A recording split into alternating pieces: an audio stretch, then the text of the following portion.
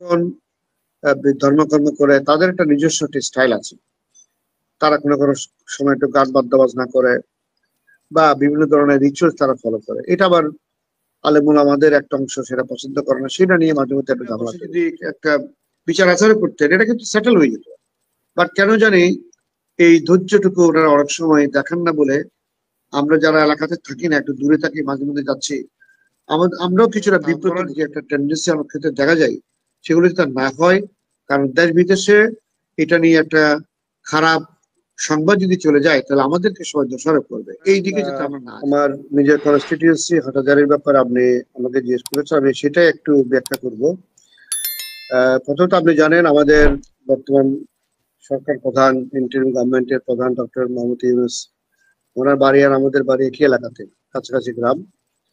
এই জন্য আমরা অত্যন্ত কষ্ট পাই ওনার মতো একজন ব্যক্তি যেখানে সরকার পরিচালনা করছেন, দেশকে একটা গুছিয়ে নেওয়ার চেষ্টা করছেন, ওনার এলাকাতে বা আমাদের এলাকাতে এগুলো ঘটে, তখন আমরা স্বাভাবিকভাবে যারা আমরা অনবরত এলাকায় থাকি না, ঢাকায় থাকি বা এলাকাতে যাই, আমরা নিজেরা একটু বিব্রত বোধ করি।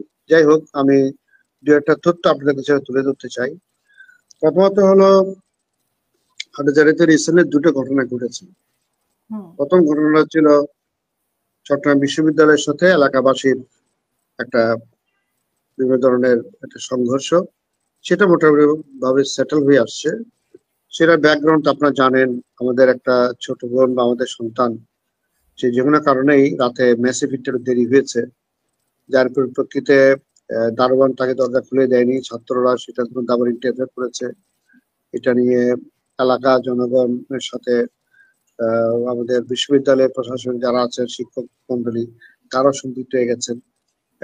খুব ছোট ঘটনা থেকেই ঘটনাটা অনেকখানি বেশি, কিছুটা বাড়াবাড়ি পর্যায়ে চলে গেছে। যাই হোক, এটা সেটেল হয়েছে। আমরা আশা করি ভবিষ্যতে এরকম কোনো ঘটনা ঘটবে না। ছাত্র, শিক্ষক এবং এলাকাবাসী সুন্দর পরিবেশের মধ্য দিয়ে যাতে করে ছাত্রদেরকে শিক্ষাদান করতে পারেন। এটা একটা অত্যন্ত গুরুত্বপূর্ণ প্রতিষ্ঠান। দেশ বিদেশের অনেক ছাত্র সেখানে লেখাপড়া করেন এবং আমরা জানি ডক্টর মোহাম্মদ ইউনূস সেখানে শিক্ষক ছিলেন দীর্ঘ সময়, এবং জোবরা গ্রাম, যেখান থেকে তিনি তার গ্রামীণ ব্যাংকের জন্য আন্তর্জাতিক পুরস্কার পেলেন, নোবেল পুরস্কার পেলেন, সেটা কিন্তু ওই গ্রামে নেই। সুতরাং গ্রামটাও কিন্তু আন্তর্জাতিকভাবে পরিচিত গ্রাম। সেই গ্রামের মানুষগুলো শান্তিপ্রিয় মানুষ, বাট কোনো কোনো সময় বিভিন্ন কারণে কোনো উত্তপ্ত আগে এরকম দু একটা ঘটনা ঘটেছে। আমরা আশা করি এলাকাবাসী, আমি নিজেও যেহেতু এলাকার মানুষের প্রতিনিধিত্ব করছি বর্তমানে, আমি আশা করব আমাদের আত্মীয় স্বজন, ভাই বন্ধু যারা এখানে আছেন, তারা শান্ত থাকবেন এবং কোনো ধরনের ঘটনা যাতে করে না ঘটে সেভাবে সবাই সতর্ক থাকবেন। এটা আমার দাবি থাকলো। দ্বিতীয় হলো মাদ্রাসার বিষয় যেটা হয়েছে, চট্টগ্রাম আপনারা জানেন এটা ধর্মীয়ভাবে অত্যন্ত একবার উর্বর একটা জায়গা। আমাদের সমুদ্রের কারণে, চট্টগ্রাম বন্দরের কারণে শত বছর ধরে বা যদি বলে হাজার বছর ধরে আরবের যে বড় বড় জ্ঞানী গুণী ব্যক্তিগণ এবং আল্লাহ রসুলের পরিবারের অনেক দুঃসম্পর্ক আত্মীয় স্বজন এই এলাকাতে যারা তখন ঢুকে, তারা চট্টগ্রাম বন্দর দিয়ে তারা ঢুকেছেন। তো তারা তাদের আসার কারণে চট্টগ্রাম এলাকাতে বহু আউলিয়াদের অবস্থান এবং বিভিন্ন ধরনের জনবসতির মধ্যে ধর্মীয় বিভিন্ন ধরনের যে মতভেদ কিছু কিছু আছে, সেগুলো নিয়ে মাঝে মধ্যে একটু ঝামেলা তৈরি হয়। তাদের মধ্যে ভুল বুঝাবুঝি হোক, কথা কাটাকাটি হোক, বা বক্তব্যের কারণে হোক, বা কিছু মানুষের উস্কানির কারণে হোক। তো ওখানে প্রধানত ৩-৪টা ধর্মীয় বিষয়ে তাদের মধ্যে দল আছে। একটা হলো, আপনাকে আমি আজকেও আমার সাথে আলোচনা করছিলাম, ব্যক্তিগত বলেছিলাম যে মাইজবান্ডারি একটা গ্রুপ আছে, মৌলানা গোলাম রহমান বা ওনাদের অনুসারীরা যারা আছেন, হাজার হাজার লক্ষ লক্ষ মানুষ চট্টগ্রাম বা তার আশেপাশে এলাকার তাদের সাপোর্টার আছে। তারা যখন ধর্মকর্ম করে তাদের একটা নিজস্ব স্টাইল আছে। তারা কোনো কোনো সময় একটু গান বাদ্যবাজ না করে বা বিভিন্ন ধরনের রিচুয়াল তারা ফলো করে। এটা আবার আলেমুল আমাদের একটা অংশ সেটা পছন্দ করে না, সেটা নিয়ে মাঝে মধ্যে একটা ঝামেলা তৈরি হয়। হাটাজারি মাদ্রাসা, যেটা মৌলানা শফি সাহেবের আপনি বলতে পারেন যে ওনাদের মাধ্যমে গড়ে ওঠে একটা, এটা গড়ে উঠেছে বহু বছর আগেই, বাট তাদের অবস্থানের কারণে সেটা আন্তর্জাতিকভাবে ফোকাস পেয়েছে। তো এবং হেফাজত ইসলামের একটা কেন্দ্র সেটা বলতে পারেন। তাদেরকে এলাকাবাসী কেউ কেউ তাদেরকে ওহাবি বলে জানে। এটা একটা লোকাল শব্দ আর কি বলে, বাট এটা আব্দুল ওহাব যিনি অনেক আগে ইসলামিক স্কলার ছিলেন, তাদের সাথে কতগুলো সম্পৃক্ত আমি অত ডিটেলে যাব না, এবং আমার অত ডিটেল জ্ঞানও সত্যি পাবো না, আমি বলতে গেলেও তার ভুল বলা হয়ে যেতে পারে, এই জন্য আমি ভেরি কশাস about it। তো তাদেরকে আমরা এলাকার মানুষেরা অনেকে ওহাবি বলে যান। আরেকটা গ্রুপ হচ্ছে যারা সুন্নি বলে নিজেদেরকে বলেন, তারা হুজুর পাক সাল্লাল্লাহু আলাইহি ওয়াসাল্লামের যে সকল কর্মকাণ্ড আছেন, হাদিস শরীফ আছেন, বা ওনার জীবদ্দশায় যে সকল কর্মকাণ্ড উনি করেছেন, এগুলাকে খুব শক্ত করে ধারণ করে বলে তারা বিবেচনা করেন। এবং তাদের সাথে ওই যে আমাদের যে কওমি মাদ্রাসা, ওয়াহাবি মাদ্রাসা যেটা বলছে, তাদের রিচুয়ালস এর মধ্যে তাদের বিভিন্ন ধরনের মানে অর্থাৎ জীবন ধারণের মধ্যে কিছু কিছু ক্ষেত্রে কিছু কিছু পার্থক্য আছে, যেটা আমরা ওয়াজ মাহফিলে শুনি বা তাদের বক্তব্যের মধ্যে শুনি। বা সাধারণ মানুষ কিন্তু এগুলোর মধ্যে খুব বেশি বিভক্ত নয়, তবে তাদের অনেক ফলোয়ার আছে। এখন এইখানে এক ধরনের একটা ইনটলারেন্স মাঝে মাঝে কাজ করে। এই টলারেন্সটা হচ্ছে, কেউ যদি ওহাবি মাদ্রাসা, যেটা বলছে কওমি মাদ্রাসা, হাটাজারি মাদ্রাসাদের সবচেয়ে বড় মাদ্রাসা, তার সামনে দিয়ে যাওয়ার সময় যদি তাদেরকে নিয়ে দু একটা কটূক্তি করে, তাদের ফলোয়াররা এটা চরমভাবে এটা রিয়াকশন দেখায়, এবং সেখানে কোনো কোনো ক্ষেত্রে কথা কাটাকাটি, বলা বলি, মারামারি পর্যায়ে যায়। এইবারও একটা ছেলে তাদের একটা সুন্নিদের একটা মিছিল যাওয়ার সময়, আপনারা জানেন, সেখানে হঠাৎ করে সে একটা অঙ্গভঙ্গি শো করেছে, যে একটা কটূক্তিমূলক কথা বলেছে, জানাজানি হয়েছে, এবং পরে পুলিশ তাকে অ্যারেস্ট করে নিয়ে গেছে। কিন্তু এটার জের ধরে আমাদের যারা সচেতন ব্যক্তিরা দুই পক্ষের মধ্যে এই কথা কাটাকাটি এগুলো করতে করতে, মারামারি ধাক্কাধাক্কি এগুলো করতে করতে অনেক মানুষ সেখানে আহত হলো। আসলে বিষয়টা একটু যদি ধৈর্য ধরতেন ওরা, মুরব্বীরা বসে যদি একটা বিচার আচার করতেন, এটা কিন্তু সেটেল হয়ে যেত। বাট কেন জানি এই ধৈর্যটুকু ওনারা অনেক সময় দেখান না বলে, আমরা যারা এলাকাতে থাকি না, একটু দূরে থাকি, মাঝে মধ্যে যাচ্ছি, আমরাও কিছুটা বিব্রত বোধ করি।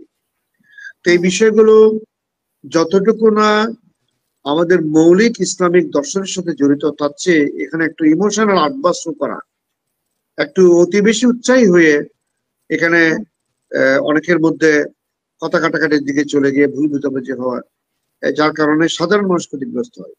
বাজারঘাট বন্ধ হয়ে যায়। আপনারা জানেন হাটাজারির উপর দিয়ে আমরা রাঙ্গামাটি, ওদিক থেকে খাগড়াছড়ি, ফটিকছড়ি, রাঙ্গুনিয়ার একটা অংশ, রাউজান, তার মানে অনেক অসংখ্য মানুষের, আমি মনে হয় দৈনিক বোধহয়, আমি জানি না, এই স্ট্যাটিস্টিক্স আমার কাছে নাই, মোটামুটি ভাবে ছোট বড় মিলিয়ে বোধহয় লক্ষাধিক গাড়ি সেখানে চলাচল করে। তাহলে বুঝেন কি পরিমাণ মানুষ সেখানে চলাচল করে। এই ঘটনার কারণে এই মানুষগুলো সবাই কষ্ট পাচ্ছে, কষ্ট পেয়েছে।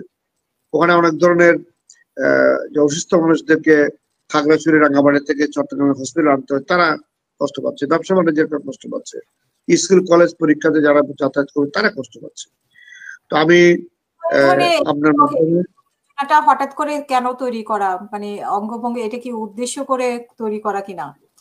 তো আমার মনে হয় ওই ছেলেটা আসলে ওই যে ইমোশন সে দেখেছে, তার মানে অনুসারীরা বা তার মুরব্বীরা বা তার সহকর্মীরা কোনো সময় ওহাবিদেরকে একটা গালি দেওয়ার একটা নিজস্ব করে একটু এক ধরনের, আমার মনে হয়, আপনার কাছে কি মনে হয় রাজনীতি আছে কিনা?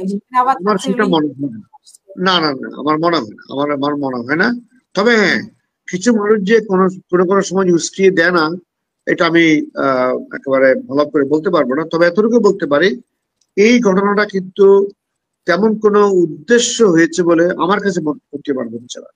এলাকার অনেক মানুষের সাথে আমি কথা বলেছি, আজকে সন্ধ্যাও আমি অনেকের সাথে কথা বলেছি। এই আপনার টকশিতে বসার আগেও আমি আমাদের পার্টির যিনি আহ্বায়ক হাটাজারি, ওনার সাথে মুখ বিনিময় করেছি, এবং তাকে আগে বলেছিলাম যে তুমি এলাকাতে ঘুরে ঘুরে দেখো। সেই দেখে আমাকে পার্টি অফিস থেকে একটু আগে বললো যে ভাইয়া, এলাকাতে শান্তি বিরাজ করছে, এখন শান্তিপূর্ণভাবে সবাই আছে, একটু থমথমে অবস্থা একটু আছে কারো কারোর মধ্যে, বাট এলাকাতে শান্তিপূর্ণ অবস্থান অনেকটা আছে। তা আমি মনে করি এলাকার মুরব্বীরা, আলেমুল আমারা যদি একটা ধৈর্যের পরিচয় দেন। ওনারা যদি এরকম করে ঘটনা ঘটে, ওনারা বৈশাখ যদি যাতে করে কোনো সমাধান করে, সেটা এলাকাবাসীর প্রত্যাশা। কিন্তু এটা নিয়ে যে মারামারি করে একটা একটা বিশ্রী ঘটনা ঘটায় ফেললে দেশ বিদেশে এটা একটা রং মেসেজ যায়। যারা ইসলামের বিপক্ষে কাজ করে, এইসব বিদেশি শক্তিরা অনেক সময় বলে যে ইসলামের মধ্যে মানুষের একটা জঙ্গিবাদের দিকে চলে যায়, এগুলো থেকে তারা এই সকল উৎসগুলো সংগ্রহ করে। এটা কোনো প্রকারে গ্রহণযোগ্য নয়। আমরা আশা করি না, কামনা করি না। আমি আপনার অনুষ্ঠানের মাধ্যমে এলাকাবাসীকে শান্ত থাকার জন্য অনুরোধ জানাবো, এবং রং মেসেজ দিয়ে যাতে করে বিভিন্ন ধরনের উস্কানিমূলক বক্তব্য দিয়ে বা কোনো ধরনের উস্কানিমূলক কথা বলে এখানে তিলকে তাল করার যে একটা টেন্ডেন্সি আমার ক্ষেত্রে দেখা যায়, সেগুলো যাতে না হয়। কারণ দেশ বিদেশে এটা নিয়ে একটা খারাপ সংবাদ যদি চলে যায়, তাহলে আমাদেরকে সবাই দোষারোপ করবে। এই দিকে যাতে আমরা না যাই। এখানে পাটোয়ারি ভাই আছেন, উনি নিশ্চয়ই এটার উপর নজর রেখেছেন। উনি নিশ্চয়ই হয়তো আমার পরে তুলে ধরবেন। ডক্টর ইউনূসের জায়গা চট্টগ্রাম এবং যেই জায়গাগুলোতে জোবরা গ্রাম বলেন বা এখন যে হাটহাজারীতে, এই জায়গাগুলো মানে কেউ টার্গেট করে মানে চট্টগ্রামকে উত্তপ্ত করা বা বাংলাদেশকে উত্তপ্ত করা, এবং একই জায়গায় বারবার হচ্ছে এই ধরনের ঘটনা। তো মানে ধরেন একটা জায়গায় একবার চট্টগ্রামে হয়তো একটা ঘটনা ঘটতে পারত, কিন্তু পরপর ঘটনা হয়তো আরো কিছু ঘটবে কিনা আমরা জানি না। তো সেখানে মানে আপনি কি মনে করেন যে ওনার জায়গাটাকে টার্গেট করা হচ্ছে?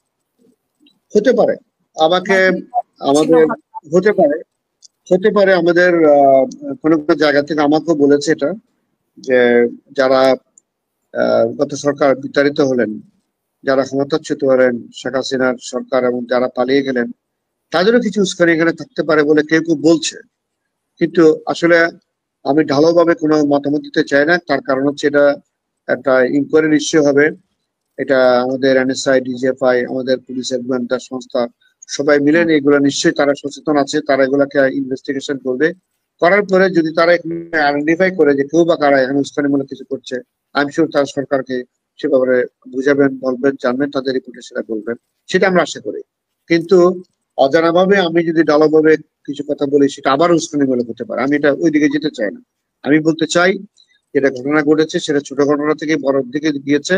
এটা এলাকাবাসী সবার ইন্টারফেয়ারে সেটা মোটামুটি ভাবে একটা শান্তিপূর্ণ অবস্থানের মধ্যে আসছে।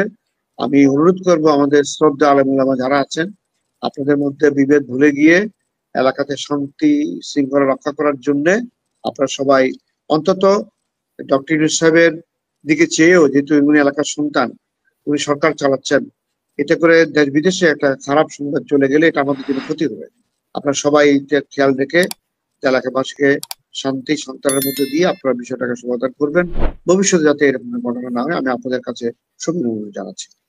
অসংখ্য থ্যাংক ইউ। ধন্যবাদ।